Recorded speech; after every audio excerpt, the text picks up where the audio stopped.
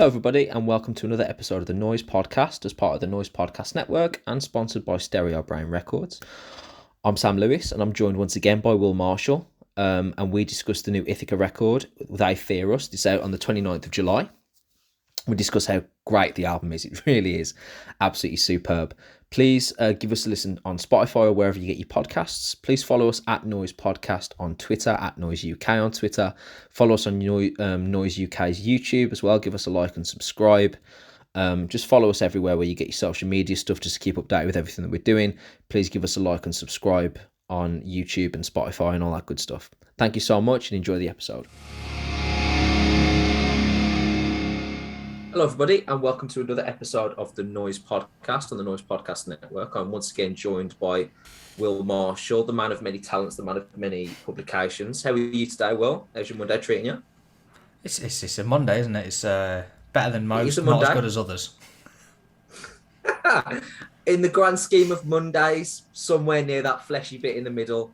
Not the best Monday you've ever had. Not the worst Monday you've ever had. Just right in that comfort zone.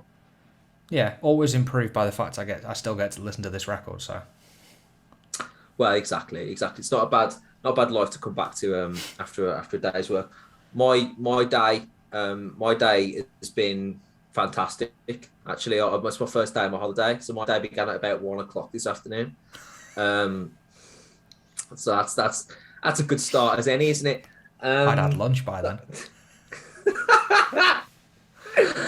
I didn't even intend it to happen. You know, when you sort of wake up and you're sort of like half asleep, and I refuse to check my phone sometimes because I'm like, the moment I look at my phone, my day's begun and fuck the day. So like sometimes I'll just wake up and I'll just be like bleary asleep, and I'm just like, if I just close my eyes still and don't look at my phone and think about something else, I'll fall asleep again, and then my day is delayed. And that's exactly what happened. And I was like, oh shit, it's 1 p.m. I should probably be like a functioning human being at this point now. I wasn't even like, I didn't drink last night. There's no need. I didn't even stay up late. I went to bed at like 1:30. There was no need for me to still be awake. I didn't stay up late, went to bed at 1:30. Jesus. Honestly, like, I tell you what, if we do a podcast in 3 weeks, my sleep schedule will turn into the 5 a.m, 3 p.m. one by that point, because I just can't help myself. I just turn into a student again. I start watching like TV shows. I start watching American sports. I start watching YouTube videos that are like 3 hours long on UFOs and stuff. Oh, like, video essays, love them. My time. But yeah, 2:17 a.m. This is a good time to start this. This is perfect. So yeah, I'm just going to be a beleaguered individual by mid-August, just craving the routine of school once again. Anyway, so let's get onto the podcast before I just start reading excerpts from my diary out loud for no one in particular. We're going to be talking about Ithaca's new album today. Just a phenomenal record. Obviously, we're going to get into that in a moment. But I'm going to come to you first. Obviously, what's your relationship with Ithaca, the band? I've asked this for the Ocean Summer record, but it's a nice segue to start. What's your relationship with Ithaca, the band? When did you first hear them? When did you accompany this record? That type of stuff. Give me the timeline. Sure. So I didn't know who Ithaca were prior to 2019. That was shortly around the time they dropped the debut record, I think. But they played, so at Noizze we covered Arctangent Festival in 2019, and I was chatting to Dan, who I covered it with, and he was like, "Oh, Ithaca are fucking great. Ithaca are playing Arctangent, let's go watch Ithaca." So we went and watched Ithaca, and it blew my fucking mind. Like, there was just this crazy, aggressive, like metallic hardcore, and I just went, this is really cool. I really like this. Went away, listened to Language of Injury. Didn't quite get it at first, because I think that was at a point where my taste was still sort of expanding, and it hadn't quite got into the realms of hardcore and metal, like this sort of the metal kind of metalcore that Ithaca play. But fast forward to mid 2020, I bought the Language of Injury on vinyl. I listened to it a lot more. I'd really gotten into it by that point. And then when they announced They Fear Us, the new one, back in February, the first thing I did was email one of my editors going, "Please, for the love of God, can I talk to Ithaca?" And the answer was Yeah, but maybe a bit close to the time because the record comes out in July. What about you? Um, fair play to you. I need to talk to him in the next 10 minutes or my head's going to explode. Can you accommodate this, please? Kind regards, Will Marshall. Yeah, well, I heard Ithaca, when the 2019 record Language of Injury came out. We reviewed it. I was one of the first Noizze podcast episodes with Chris a couple of years ago. It was maybe like episode 2 or 3 of the run that we'd done. And it blew me away. It was the first great metal record I'd heard during that sort of cycle of reviews that we were doing. I was really impressed by a whole host of things, sort of like the versatility and the sort of the darkness of the band, and just the vocal work, was the versatility of it was just superb. Really, really impressed. And then when they came back here with They Fear Us, I remember having a conversation with yourself, and you were like, this is coming up. It would be cool to get a review. Let's see if we can sort of get a copy for everybody and sort of sort it out. And then obviously been sort of listening to it over the last few days and a lot today, and a lot of their back catalogue as well today, in preparation for this, and obviously something else we got in the pipeline for the podcast down the road. And I've never been in a situation where I've ever been sort of disappointed. They're such a brilliant band, such a brilliant 21st century metal band, and I think they're really sort of holding the torch for sort of a lot of sort of musical changes that we're coming across over the next couple of years and over the last couple of years as well. So I'm gonna come to you initially. So when I first heard this over the last couple of days, I felt that this was a noticeable step forward. Not to criticize the previous record. The previous record's ace. This felt like the band had taken a more versatile step, a more expanded step, a more atmospheric step, a more structured step. It seems that they've grown as songwriters. Where do you sit with that theory? So again, I totally agree. I think Language of Injury. You listen to Language of Injury and you hear a band, and this is not to knock them. That was a band in its infancy. It was their first record, finding their voice. They found something of a voice, and then 3 years later, we're getting this, what is, for my money, a humongous glow up on Language of Injury. Again, I like Language. I like it a lot. It's like you say, it started to showcase this like more diverse strain of metalcore, in terms of the way it approached songwriting and the way that they approach topics as well, and representation in the scene. And like you say, we were starting to get this more kind of like diverse palette even on that record. They Fear Us is it essentially is, it's almost like a reinvention of Ithaca. Like, it's Ithaca going from, we can do this, but what if we did this? And then just going, fuck what anyone else thinks metalcore can and should be. This is what metalcore can be. By just, yeah, basically it's fucking phenomenal. Is the long and short of They Fear Us. I think it's the most tremendous glow up I've heard, bar one that I can't talk about yet. Always the man of mystery. I agree with you. It just seemed like a step forward. You listen to I listened to Language of Injury again after listening to the new records.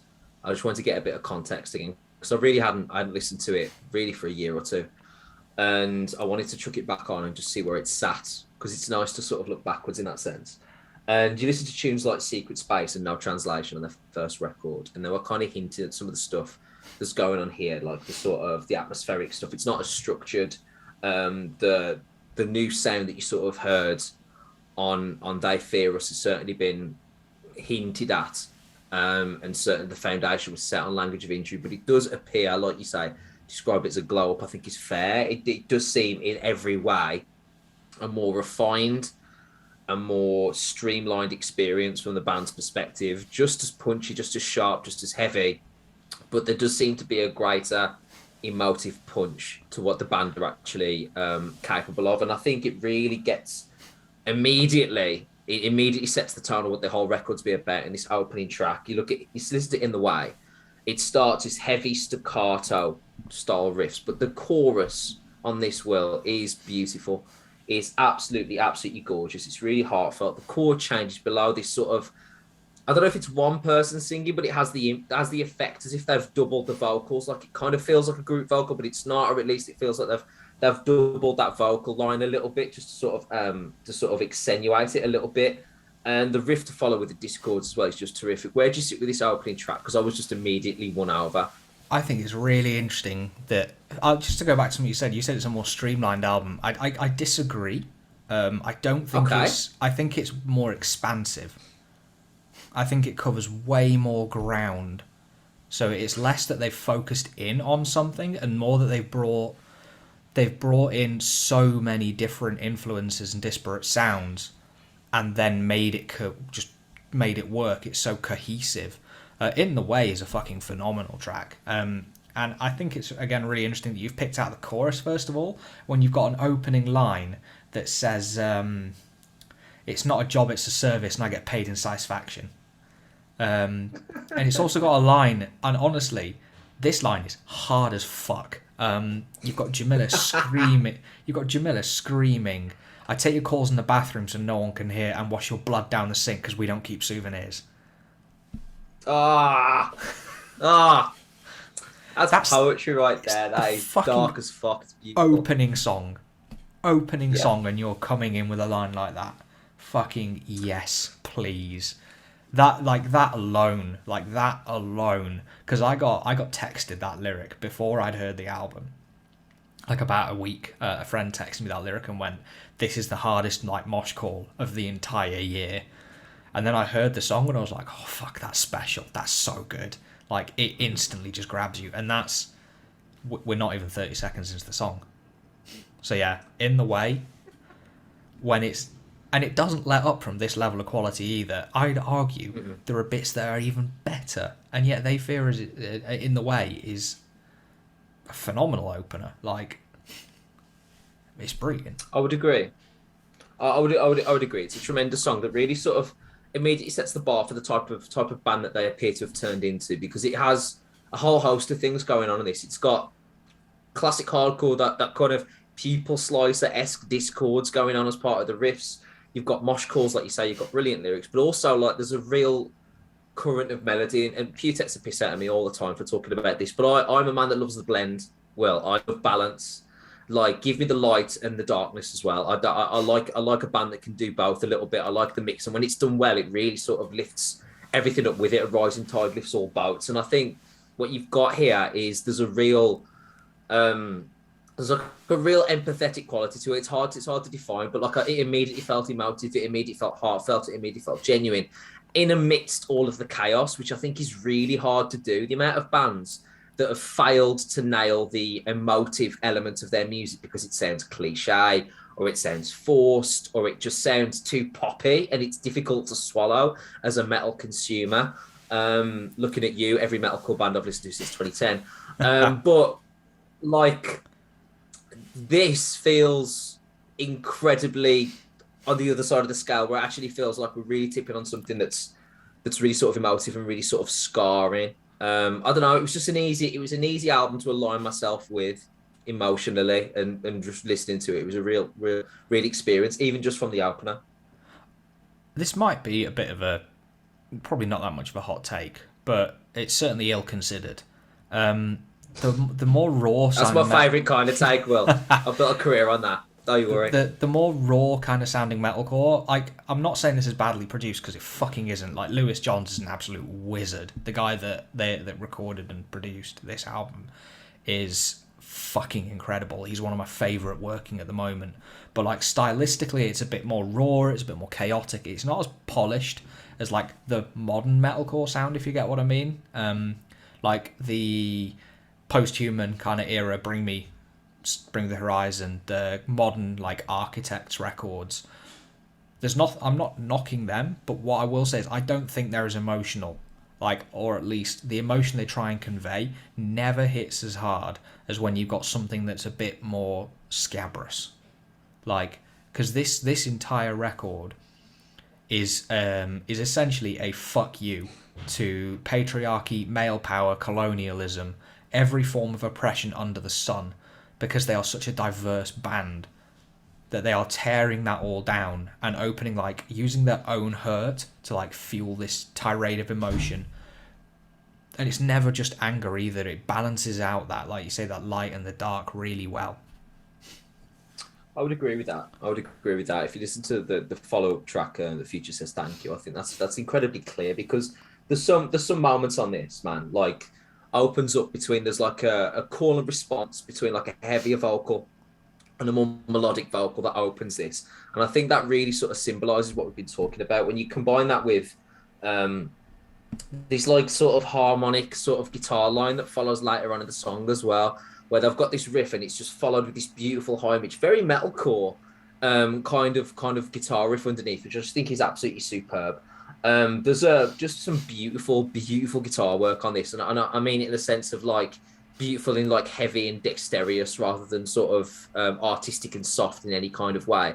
But there's a real, I don't know. There's a real quality to what the sort of depth of the riff work and the guitar work is here that I just love. This second track here is absolutely fantastic. There's a serpentine riff before like the big chorus when there's a tempo shift in it. I don't know how else to explain it. It's kind of this sort of like slithering across the guitar, like these sort of.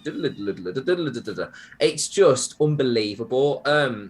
Because you listen to the first sort of sections of this album and you look at sort of big chords and big staccato riffs and things like that, real sort of chunky singular notes, and the idea of that being shifted into these more like lengthy, almost traditional metal riffs and traditional metal harmonies was a real nice touch on the band to sort of show their versatility, because I'm a massive like traditional metal fan, so if you give me like some big harmony riffs and some nice snaky sounding low riffs and stuff, I'm in. And I think they really find that balance really nicely on this second track. Yeah, for sure. And like thematically, so this is actually the last single. This came out last week. This was the final single because the record's out on Friday. And in that they described that the song's about like escaping or like leaving an abusive past or like an abusive relationship, and it feels like and it kind of channels that chaos of how that relationship is to be a part of, in like, because it's always shifting tempo. It never really stays in one place. Like you say, it shifts between like that call and response between her heavier vocal and her clean, like her melodic vocal. And then it's also got lines like no one will remember your face as well. And that's just like a really fucking scathing put down as well. And because the thing is, like, this is about screaming at that person, like, no one's ever going to remember you. But the song itself is just like so, like, it's so good, so good. And I do think like that the opening trifecta, the opening 3 songs on this album is like it's just fucking peerless, man. You aren't going to hear many opening runs this good, because They Fear Us, the title track. Oh. That title track with that chorus as well, like, bow to your blood, your queen and your god. Like, fuck. The lyricism on this record. The lyricism on this record is so good and so well thought out as well. Like, it's really considered for like what will give the maximum like effect and like the most not disruption. Like, it doesn't disrupt the song, but like what will have the most effect on the listener when you actually sit down and read those words or hear those words. Yeah, I completely agree. From a linguistic standpoint, I completely agree from your idea that the first 3 tracks on this is just fucking hell. The Fear of the title track here is just amazing. There's this sludgy mid-tempo riff at the start. The breakdown is just fucking outstanding. Oh, it's got the panic It's hard to chords. describe. It's like, yeah, man. Like, it's never even when they're playing what we'd call sort of slow mid-tempo riffs, it doesn't actually feel slow or mid-tempo like at all. If anything, it feels like it's menacing and sort of pacing and sort of meticulous and biding its time almost. It serves it really, really well. And then what this band are really, really good at is something that I wish more bands did, is when they have the central figure, their central idea in a section, right? And they've got like they're playing some rhythm stuff.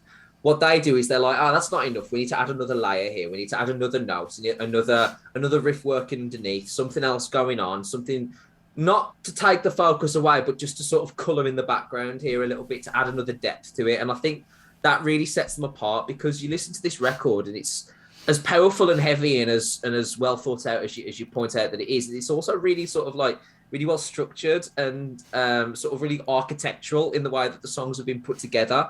It's really an impressive feat from a band that really have done to this point about 45 minutes worth of music total.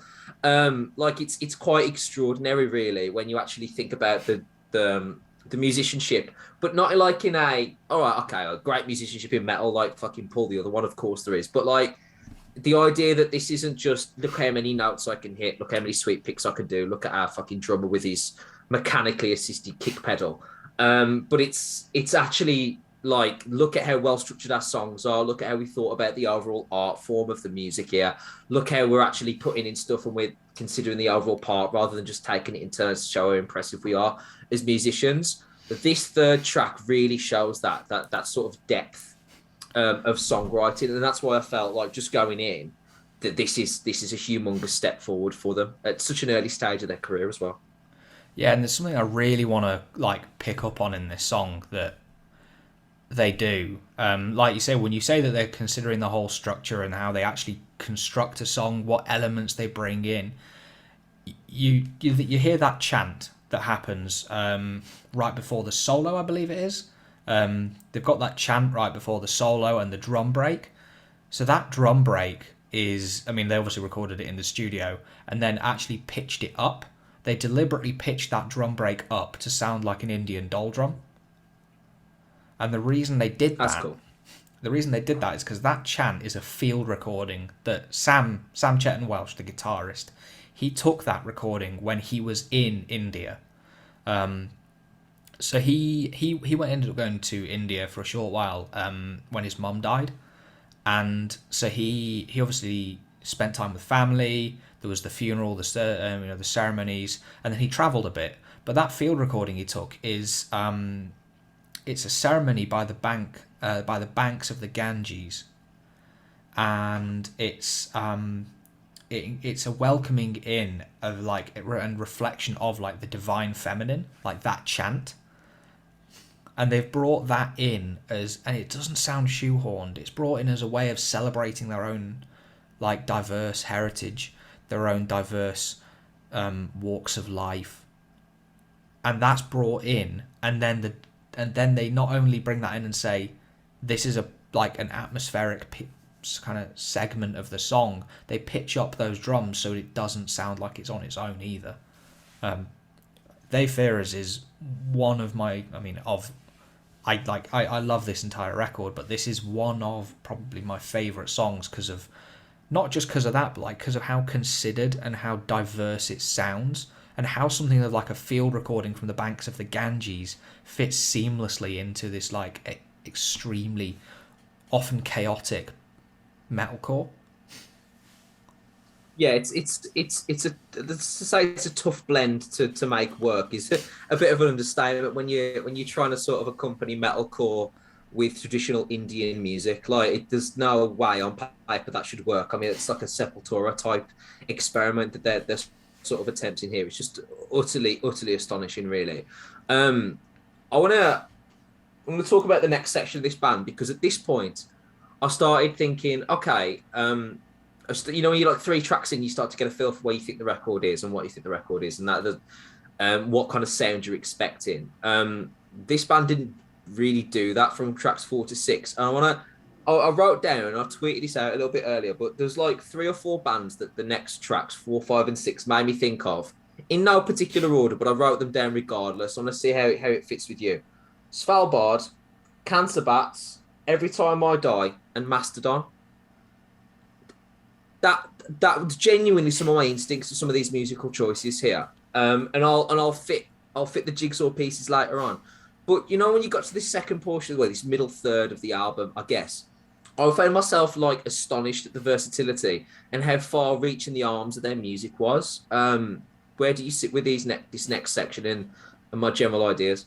I think that really fair shouts. Because definitely like throughout the album as well, but also in these three songs you've got like some of the like those almost black gaze flourishes that Svalbard do sometimes. Mm-hmm. You've got, like you say, every time I die, like just listen to Cremation Party, man.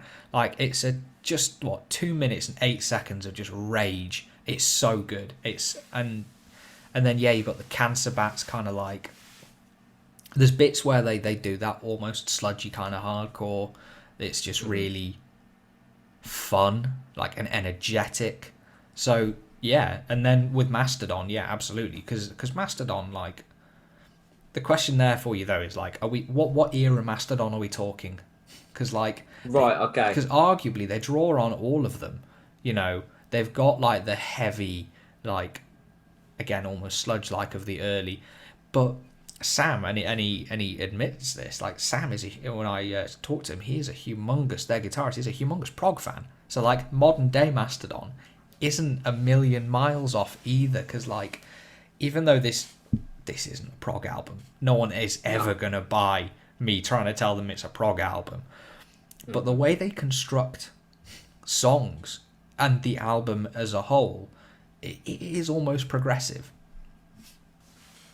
Yeah, I think that's fair to say. I was listening to, when I thought about the Mastodon comparison, I was listening to Camera Eats first, and there was a section near the second third of the tune where there was a riff it was a low riff, and they'd harmonised it in a very Mastodon-esque way, where the actual low riff was being, rather than, you usually get like a harmonising riff and it's like a Judas Priest kind of rip-off, and it's like a high riff, and then there's somehow an even higher one, like Avenged Sevenfold, Classic Bullet, that type of stuff.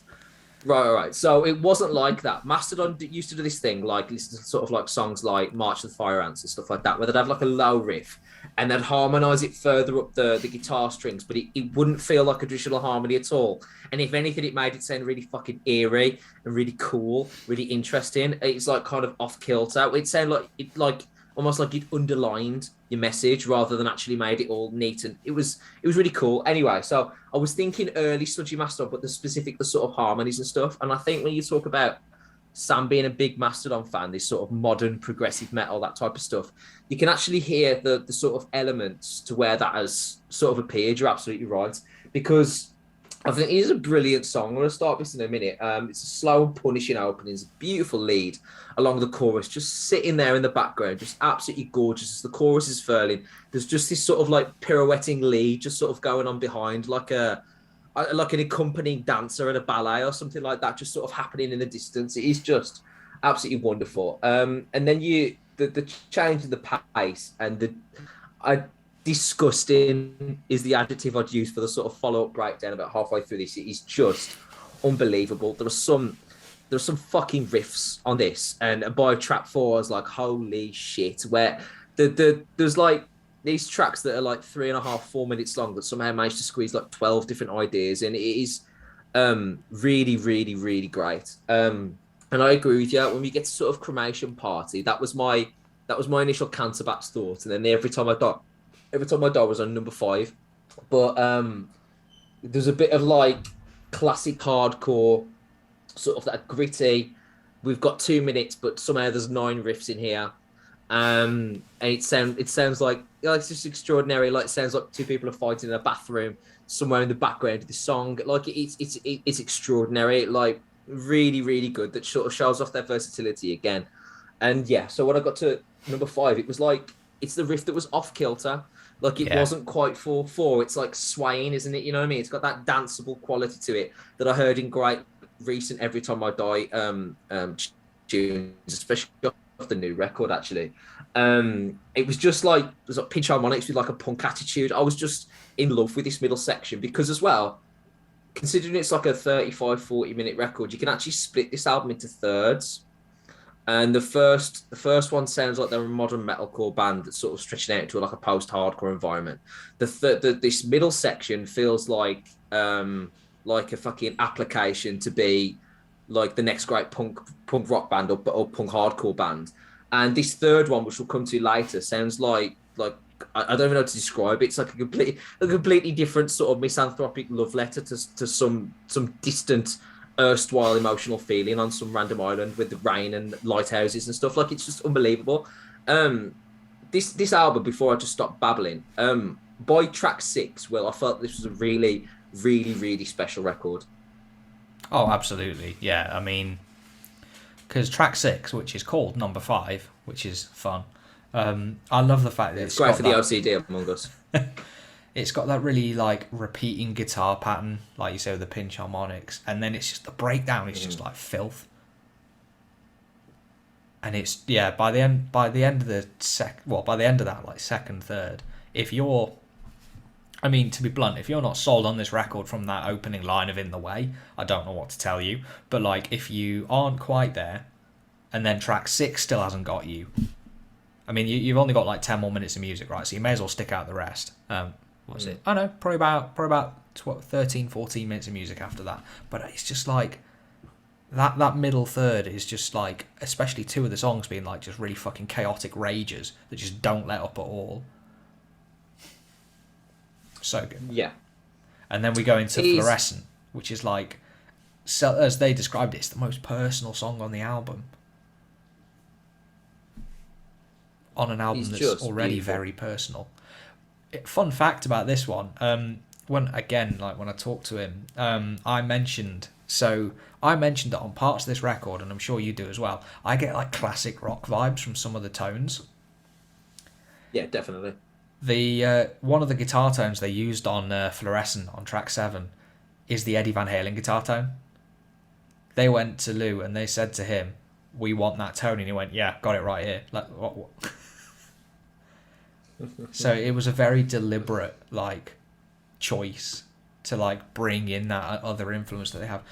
Fluorescent is stunning. It's such a stunning song. It is, and this section of the album was really well itself for me, because my notes started turning into something a Strictly Come Dancing judge would say out loud. Because I was like reading it and I was like, post-hardcore melodic chorus, question mark. Wow, so much depth and variety, beautiful chorus, vulnerability, then riffs, back to metal. Wow, I sound like Gino D'Acampo or something. Like there was just I lost the ability to form complete sentences. I was just like chucking phrases out there. I was like, there was this, and then there was this, and then there's more other stuff, and then whoa, metal, and I was like, why do I sound like a fucking coke addict at a bus stop? Like it's just unbelievable. It's just insane. This song, you're right, that you can almost hear the personal quality even just through the music itself. Because these opening chords, I was like, that sounds a bit like Holding Absence with that Alpha Wolf sort of tune. That kind of big chords, like this kind of like post-hardcore sort of emotional sort of vibe I was getting. I was like, this is completely different already. Like they've flicked into a different switch. There's a different gear going on here. Really, really impressive. And once again, like just a massive, massive central figure here.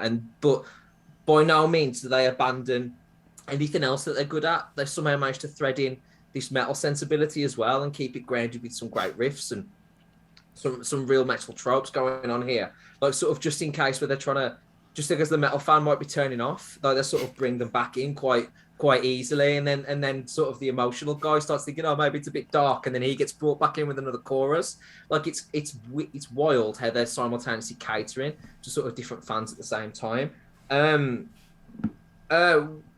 I'm a massive, massive Guitar Hero sort of fan. So like when I hear like big solos and stuff, like I just can't help myself. So when I heard You Should Have Gone Back, like I was just fucking blown away. Just because we seem to have got into a world like we did in like 2002, 2003, where people are like, guitar solos aren't cool, blah. And like they still are fucking sick. So put them back in, please, because they're amazing. So when you have something like this, when you have this beautiful clean guitar and it just kicks in to this guitar solo with the clean section running behind it, just as like this like sort of segue, it's just stunning. It is absolutely wonderful. And it just sort of, again, it's like, oh, we've almost run out of tropes in our own genres to do. We're just going to nick them from other ones now. We're just going to sound like Metallica for 6.5 minutes, if that's okay with you. And it's just like unbelievable. Like I was just in love with this. And then obviously it goes into the final track, which is just a stunner. Where do you sit with this final third, considering how much we enjoyed the first two? This final third is what, for me, cinches this as an almost what I hope and will be something of a game-changing record in metalcore and metallic hardcore. especially the final two songs, because you should have gone back. Like I say, it's got this beautiful, like, clean guitar melody. It comes into that mid-section where she's desperately screaming, "We've got a problem." Like, and it just feels, well, it just feels like so desperate. It feels like there's some real anguish behind her voice there. And then we shift from that into, like, this melodic bit that's, although it's a repeated line, like, we've got these constantly shifting drum patterns underneath that get more complex, they get more urgent. It's fucking riveting. This, you should have gone back, and it's just it. This song, like, and this is the longest song on the album, right? It's a hair under. It's 5 minutes 48. I've got the thing up, like, on my monitor there. 5 minutes and 48 seconds. It's the longest song on the album, and honestly, it feels as short as Cremation Party. It puts that much in, and it flows so beautifully that it's just over in a flash. Like, this whole album is just over before you know it, and you're just left with this sense of, I just need to sit and digest a minute. Yeah, I completely agree. It's just a wonderful moment that doesn't feel tokenistic or forced, or like when you can actually feel sometimes the band's being like, let's stick a soft one near the end because that's what everyone kind of expects. We'll just put the ballad one near the bottom, and it's a song they're never going to play live. It's a waste of 3.5 minutes. There's just no need for it whatsoever. This doesn't actually feel like that at all. It feels like this and Hold and Be Held definitely come as a pairing, come as a partnership, and it was really well thought out that they sort of go together at the conclusion of this record, rather than sort of being sort of poles apart and just feeling sort of isolated amidst the backdrop of the rest of the record. So it's clear that they're part of a wider ideology in terms of structuring this album, which I think is fantastic. And I think the combination of this and the final track. Now, I'll ask you a question: Is the vocal at the conclusion of Hold Be Held the same vocalist that's screaming throughout this record, or is that a feature? No, it's all that melodic Jamila. bit right at the end. That is extraordinary. If I'm not, I don't believe there's any other vocalist, obviously other than backing vocals, than Jamila. Jamila Bowden Azuz on this. She is fucking amazing. Like, well, that's what I was thinking, because there was no feature listed on the record. There's nothing in the piano notes. I'm like, but you listen to the end of that, and it's like, where's that come from? How have you done this? That last song is so, it's like, it's this huge curveball. I can't wait for people to hear this, because it goes fucking power pop, R&B, and it's just like, the amount of soul in her voice, like at the end of it there, it's like at the midpoint of the song as it goes through, it's mind blowing. There is nothing I cannot say enough good things about Hold Be Held as like a closer for this album, and just a song generally. Like, it sums up everything that's come before it, but it's also like it's the polar opposite of songs like In the Way and Cremation Party sonically. It's so like it's the melodicism of it all. It's this really beautifully written. It's a gorgeous song, and it's really emotionally arresting. I can name, again, 2 other albums that have closing songs that make me feel this way, and by that I mean, like, once this song's over, I have to, like, it feels like you just have to sit there in silence. You have to just digest what you've just heard. Like, it feels, you know, when you like read something or you listen to something and the ending of it just feels perfect, that you don't know what could possibly follow it. That's Hold Be Held for me. That's how you sum up They Fear Us, isn't it? On Hold Be Held is this moment where the final chords have rung out, and you just have to sit there, like, just contemplating it. Again, there are 2 other albums that have made me feel this way in the last 5 years, 10 years. That is quite a compliment. I can't help but agree with the way that it makes you feel. There's a special section of album reviews that relates to the albums and music that actually makes you feel something, that, like, not in a mimicked way where you actually like, oh, I'm supposed to feel sad because the vocalist is saying sad things type of stuff. Like, not in that kind of very simplistic surface level kind of, I can understand how it feels to have your heart broken. No, not like that. But like in a genuine way, where you actually feel like you're experiencing the song and you actually feel like you're having like an emotive reaction independently, and it's sort of making you sort of reapply that emotion to something going on to yourself, and that's all. Only great novels and great albums do that, and there's certainly elements of this record that is knocking on that. Do you think this is a chance to be like a defining record, not just for Ithaca? Do you think this has a chance to be a generational album for this genre? I think what this album sets out to do, I think it achieves.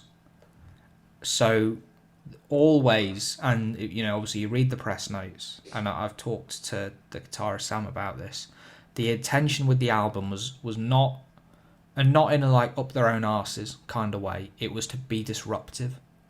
It was looking at the metal and the hardcore scenes and saying everyone's wearing fucking like jeans and t-shirt. They're all sounding like this. That's not to say there's bad music and like it's all bad. It's obviously not. There's always great music coming out all the time.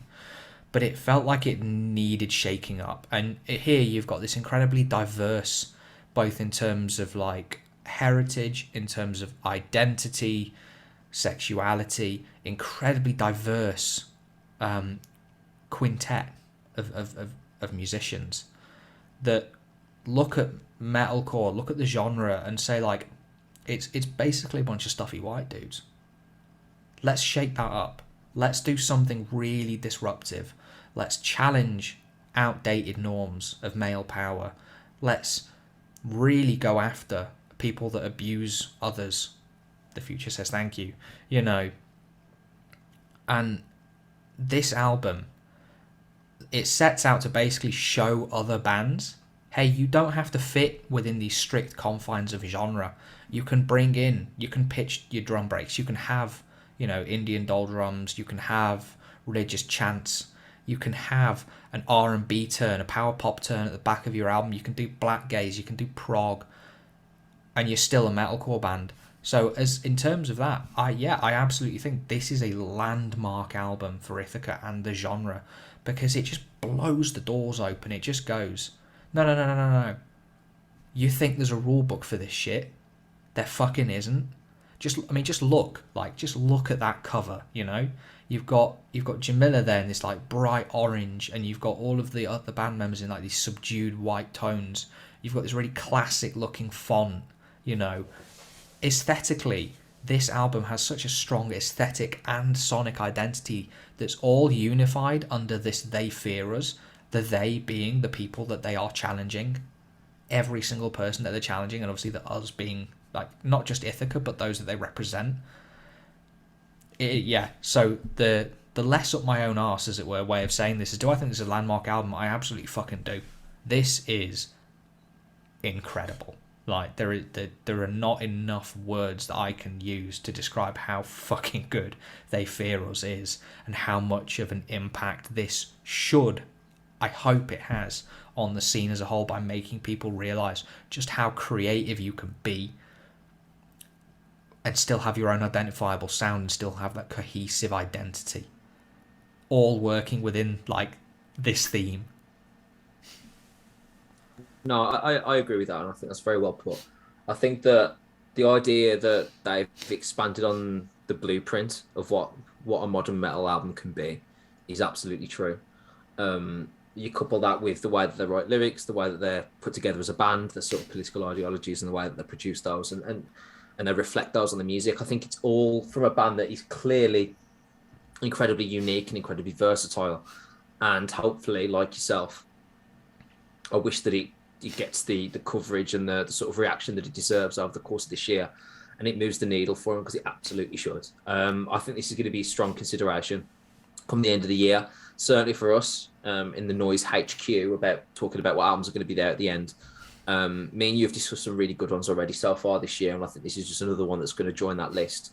I've got nothing but positive words to say about this. This is a phenomenal record from a phenomenal band that are somehow still in their infancy. from the standpoint of where their career is at the moment, where it could be, where it could move to. They're already showing so much talent, so much potential. I'm really excited for what the future holds for Ithaca, man, because this is just a brilliant landmark. I want to say thank you, Will, for your time today.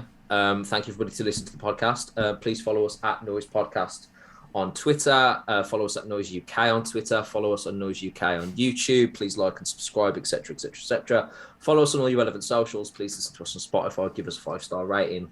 All that good stuff, all that social media stuff. I'll put another link on the start of this to sort of appeal to your social media charity as well. That would be fantastic. All right, that brings us to the end of another episode of the Noizze Podcast as part of the Noizze Podcast Network, sponsored by Stereo Brown Records, etc., etc. Thank you everybody for listening, and I'll see you next time.